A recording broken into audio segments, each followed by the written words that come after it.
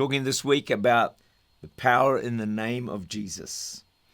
Hebrews 2 verse 14. In order that through death he might paralyze him who held the dominion of death, that is the devil. Other versions say that Jesus rendered powerless.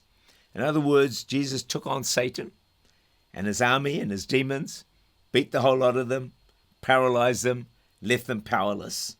Jesus now stands before three worlds, heaven, earth, and hell, as the undisputed victor and champion of the world. We call him Jesus Christ, Devil Crusher. JCDC, if you want to put it that way. Colossians 1:13, who has delivered us from the power of from the power of darkness and translated us into the kingdom of his Son. Jesus has delivered us from Satan's power. We need to know what Jesus has done for us so that we know what's the power that's behind the name of Jesus. Spurgeon, that great preacher, visited a lady one day. She's desperately poor and about to take her life. And he notices a framed document on the wall. The lady had worked as a maid for a wealthy lady and been given this document before the lady had died. She was so proud of the document, she framed it, put it on the wall, but she couldn't read. So she didn't know what the document said. Spurgeon took the document to the authorities and found out it was a will in which this sick lady had been left a home and money. All the while she lived in poverty. As Christians, we can live in poverty and defeat, while in our homes there is a will and testament.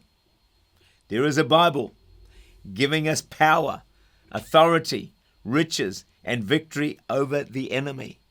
But it is of little value if we don't know what is in the will, if we don't read the will, and we don't do what the will says and claim what is in there. And we can end up needlessly living in spiritual poverty and defeat like many, many Christians do, because they don't read the will and testament that's been given to them and all the promises. So like that old lady living in poverty while there'd been a house given to her and money being left to her, and she didn't know it and she didn't live according to it.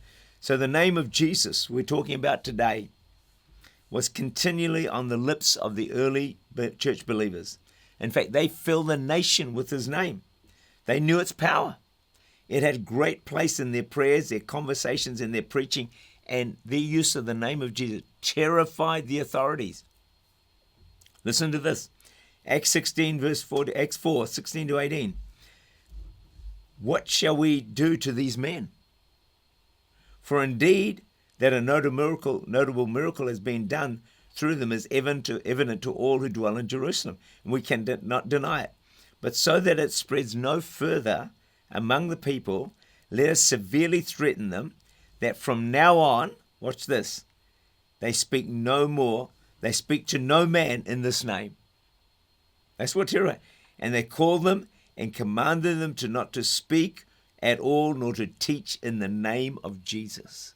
The early church won tremendous victories, defeated the enemy, saw multitudes saved, and they filled the whole community, the city, the nation, with the name of Jesus.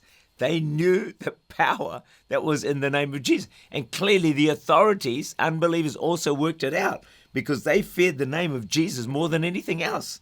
And so they had to silence the name of Jesus. Hey, guys, stop talking about the name of Jesus. Stop speaking about the name of Jesus. They had to silence that name, but you cannot silence the name of Jesus.